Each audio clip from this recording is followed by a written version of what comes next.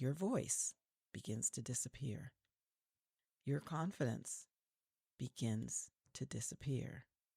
And your trust in yourself begins to disappear.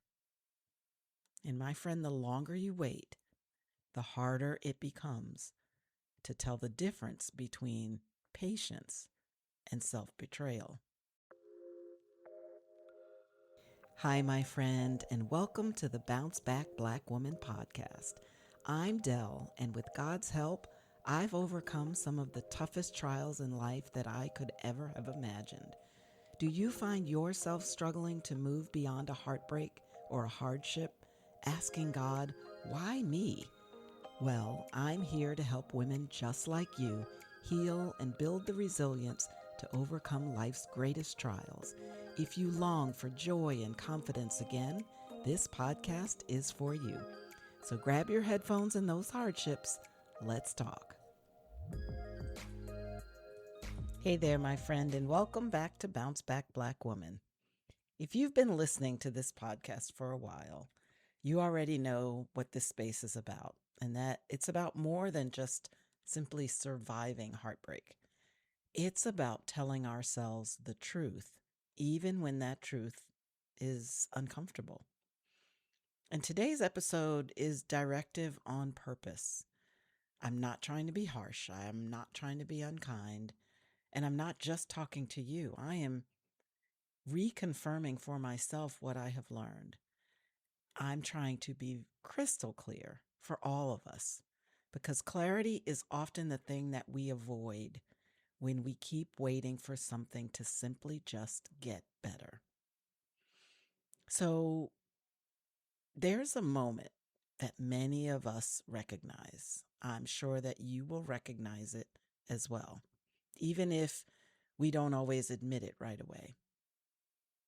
The moment is that one where you know what you need, you can name it, you can feel that it's missing, but yet you stay. You wait. You tell yourself that things will change. You explain it away. You negotiate with your own rationalization. And that can be in a relationship, that can be in a friendship, that can be in a job. It can be in so many different parts of our life, but it looks the same. It's the same pattern, my friend. And what that is not a lack of self-awareness. It's actually something else. So in my last relationship, I was clear about my core love languages. I had done the work and I understood what I wanted and needed. Quality time, words of affirmation, and physical touch are my 3 primary love languages. We all have a little bit of all of them in us, but usually two or three rise to the top as our primaries, because they are the things that without them we shrivel up and we retract and eventually we move on.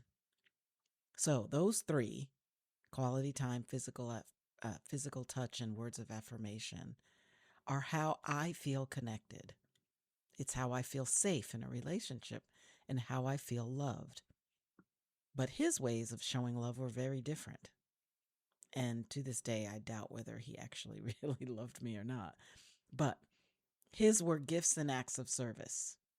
And while those things aren't wrong, they were not what my heart needed. I appreciated them, but they didn't necessarily make me feel loved. So deep down, I knew already that I wasn't fulfilled. I felt the absence and I felt the distance. But instead of honoring that truth and running, I waited. I waited for more time. I waited for more presence. I waited for something that wasn't actually being offered. I asked for more time. I asked for more presence. It was promised, but never delivered. And here is the sobering part. The people who loved me the most and knew me the best, they saw it. They couldn't always explain why, but they knew that I wasn't happy. They didn't recognize my joy. They didn't embrace that relationship. Not because they were being judgmental, but because they could see that I was disappearing inside of it, little by little, piece by piece. And later, long after that relationship ended, I learned that part of the reason that those needs were never being met was because he had no intention of ever meeting them. His time and attention were already being divided. He had been seeing someone else the entire time that we were dating, and the entire time that I thought we were making future plans. So I want you to hear me clearly. That hurt. You best believe that hurt. But that was not the deepest wound. The deepest wound was actually realizing how long that I had stayed disconnected from myself. Because no one did that to me. I did that to myself.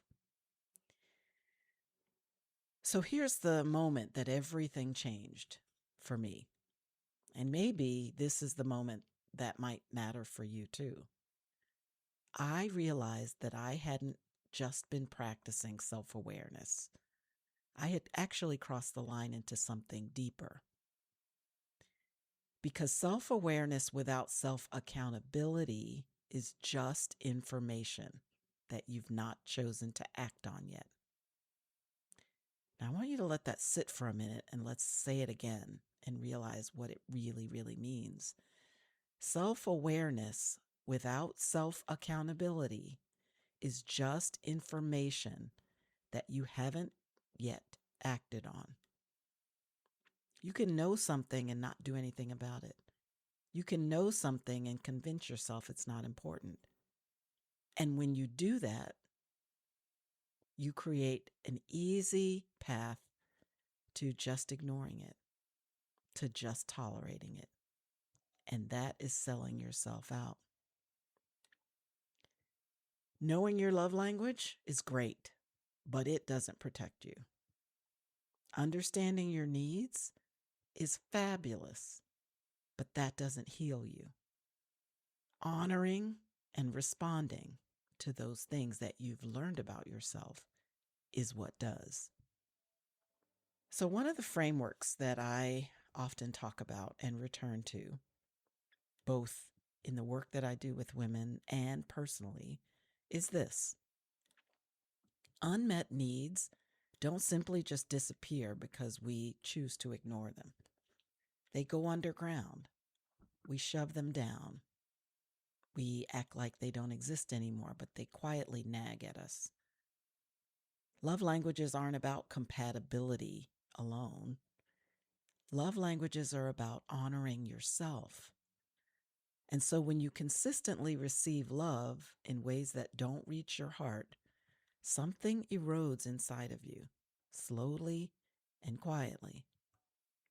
Your voice begins to disappear. Your confidence begins to disappear. And your trust in yourself begins to disappear. And my friend, the longer you wait, the harder it becomes to tell the difference between patience and self-betrayal. You see, waiting has a cost. It teaches you to doubt what you already know, and it trains you to minimize your needs, the needs that God has given you uniquely. And it makes you complicit in your own dissatisfaction. And too often we make it the other person's fault, but we don't take ownership of the part we played in it.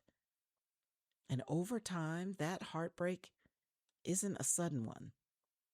It's a cumulative one. And it's bigger than just the breakup. So here's the truth, my friend, simply stated.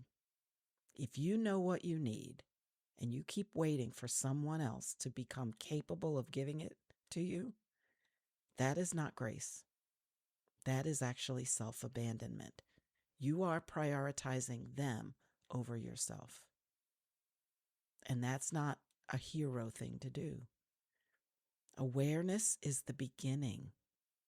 Accountability closes the loop because accountability is the choice. Here's what all of this is meant to say to you, my friend.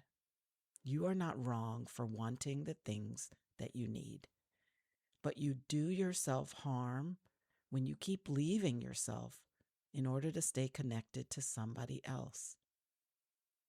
Clarity doesn't promise a better relationship. It promises a more honest life. And honesty, even when it hurts, is where your healing actually begins.